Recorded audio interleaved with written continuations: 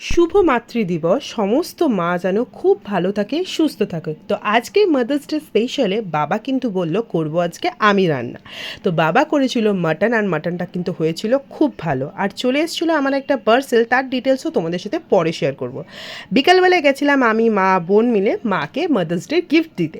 তো গিফট দেওয়ার পর তারপরে দেখলাম রাস্তা দিয়ে যাচ্ছিল একসাথে অনেক ঠাকুর বিসর্জনের জন্য। কি ঠাকুর বুঝতে পারলাম না, হয়তো গন্ধেশ্বরীর ঠাকুর হতে পারে। তোমরা যদি কেউ জেনে থাকো আমাকে কমেন্টস করে জানিও। তারপরে গেছিলাম আমরা ফল বাজার করতে, কারণ পরের দিন ছিল বুদ্ধ পূর্ণিমা। তারপরে গেছিলাম মাকে একটা ছোট্ট ট্রিট দিতে। তো গেছিলাম আমরা TSQ এর ওখানে খেলাম পেরি পেরি চিকেন, আমপান্না খেলাম, আর বোন খেলো কোল্ড কফি। আর খুব ভালো টেস্ট, কিন্তু গরম এতটাই ছিল যে আমরা বাইরে বসতে পারছিলাম না। তোমরা কিন্তু পজ করে দেখে নিও এখানে মেনুর কম্বো কত থেকে স্টার্ট, খুব সস্তা। আর তারপরে বাড়ি এসে আমরা দেখলাম এই যে খুদে সর্দার চলে এসছে খাওয়ার জন্য। আজকে ব্লগটা এইটুকুনি দেখার জন্য